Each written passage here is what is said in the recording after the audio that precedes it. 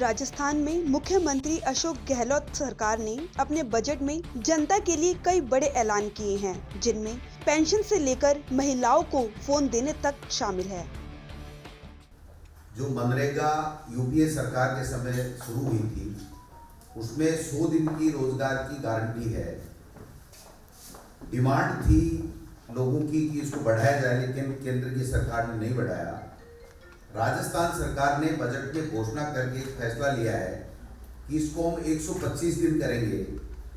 जो 25 दिन का खर्चा आएगा वो पूरा का पूरा राज्य सरकार वहन करेगी। दूसरा जो महत्वपूर्ण फैसला लिया है, 3820 सेकेंडरी स्कूल हैं हमारे राजस्थान में, वो तमाम सेकेंडरी स्कूल अब सीनियर सेकेंडरी स्कूल होंगे। और जितनी ग्राम पंचायतें हैं उसमें अगर प्राइमरी है हेडक्वार्टर पे, तो वो मिडिल में स्वतः क्रमोन्नत करेंगे, मिडिल है तो उसको सीनियर सेकेंडरी में क्रमोन्नत करेंगे। 1200 स्कूल हैं और 201 ये English medium, Mahatma Gandhi English medium के स्कूल हैं, खोली जा रही हैं, खोली जा चुकी हैं काफ़ी। और 2000 के लिए और घोषणा की गई है इस बजट में कि Mahatma Gandhi English medium school हैं, जिसमें गरीब का बेटा निःशुल्क शिक्षा प्राप्त कर सके इंग्लिश मीडियम के माध्यम से। उसको 400 करोड़ रुपए लगा करके पूरे तमाम 1 से 8 तक के बच्चों को निःशुल्क, सभी वर्ग के बच्चों को निःशुल्क हम ड्रेस भी देने जा रहे हैं। और 10,000 भर्ती उन स्कूलों के लिए और अलग से की जा रही है।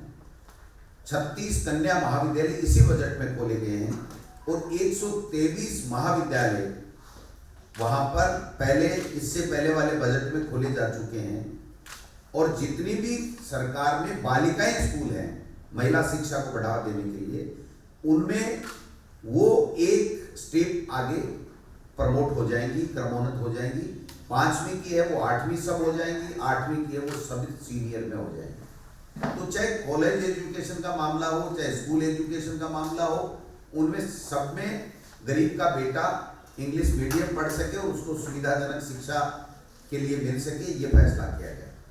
एक फैसला मैं और बताना चाहता हूँ कि 2013 में हमारे सरकार में मुख्यमंत्री अशोक गहलोत जी थे, उन्होंने लिया था कि 2.5 लाख कर्मचारी हैं जो एलडीसी वगैरह जो भी दूसरे हैं, उनकी वेतन विसंगतियाँ थी, उसको ठीक करने का काम हमारी सरकार ने लिया था 2013 में।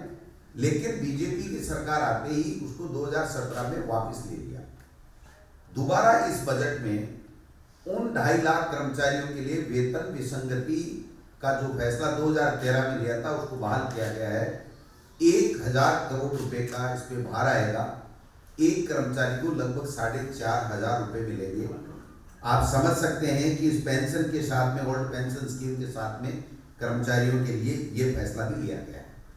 एक फैसला ये भी लिया गया है इस बजट के माध्यम से कि जो कॉन्ट्रेक्चुअल जो संविदा कर्मी हैं, जिनकी काफ़ी पॉपुलर डिमांड थी कि भाई हमें नियमित करो, तो सुप्रीम कोर्ट के फैसले को ध्यान में रखते हुए अलग से इनका सेवा कैडर बनाया गया है और संविदा कर्मियों की स्क्रीनिंग कर उनको इस कैडर में डाला जाएगा, जिससे उनके ऊपर जो बादल मंडराते रहते थे कि हमको पता नहीं कब क्या छुट्टी हो जाए, कब हमको नौकरी से निकाल दिया जाए, तो मैं समझता हूँ और उनके वेतन के लिए भी कहीं उसको डिमांड नहीं करनी पड़े, तो उन चीज़ों के लिए भी हमारी सरकार ने फैसला लिया है।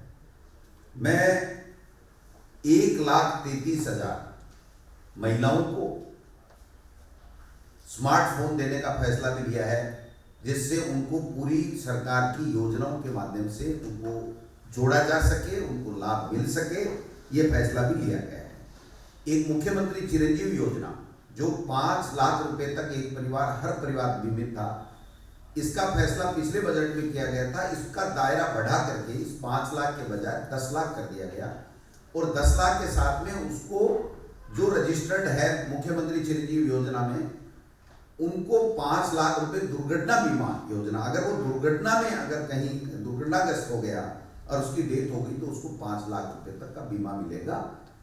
और इसमें तकरीबन जितने भी असाध्य बीमारियां हैं उनको सबको कवर किया गया है। मैं समझता हूं कि ये भी एक बहुत बड़ी सुविधा, और इस सुविधा को इंडोर आउटडोर सब में राजकीय चिकित्सालयों में निःशुल्क, ये जो निःशुल्क जांच योजना हमारी चल रही थी पहले 8 से 13 में आई थी, उसमें भी इनको बढ़ा दिया गया है। तो जो शिक्षकों की हमारी एक बहुत बड़ी मांग थी, 1970 से बाद में उनके जो नियम है संशोधित नहीं हुए थे, वो फैसला भी हमारी सरकार ने कर लिया। वाइस प्रिंसिपल की पोस्ट नई क्रिएट की गई है क्वालिटी एजुकेशन के लिए, वो भी मैं बताना चाहता हूँ आप सबके सामने। और जो टीचर्स की भर्ती 32,000 थी, उसको 62,000 कर दिया गया और इसके साथ में 1 लाख लोगों को नौकरी दे दी गई है। 1.25 लाख के लगभग प्रक्रियाधीन है, जो जल्दी दिसंबर तक उनको मिलने की पूरी उम्मीद है, और 1 लाख को आगामी साल तक हम और देंगे, यानी 3.25 लाख लोगों को हम सरकारी नौकरी देंगे, जबकि भारतीय जनता पार्टी के पिछले शासन में केवल 2 लाख नौकरियां उनके द्वारा दी गई। जो सामाजिक सुरक्षा का क्षेत्र है, उसमें भी बहुत बड़ा फैसला किया गया है कि जो SC ST का विकास को 100 करोड़ होता था, उसको बढ़ा करके 500 करोड़ कर दिया। EWS के लिए भी 100 करोड़ रुपए अलग से दिए गए हैं। और इंदिरा रसोई, जो हमारी 358 इंदिरा रसोइयाँ थी, जिसमें 8 रुपये में भरपेट खाना मिलता था, इसकी संख्या को बढ़ा करके 1,000 कर दिया गया है। बच्चियों के लिए जो स्कूटियाँ थी, उनको भी तकरीबन दुगुना कर दिया गया है, मैं समझता हूँ।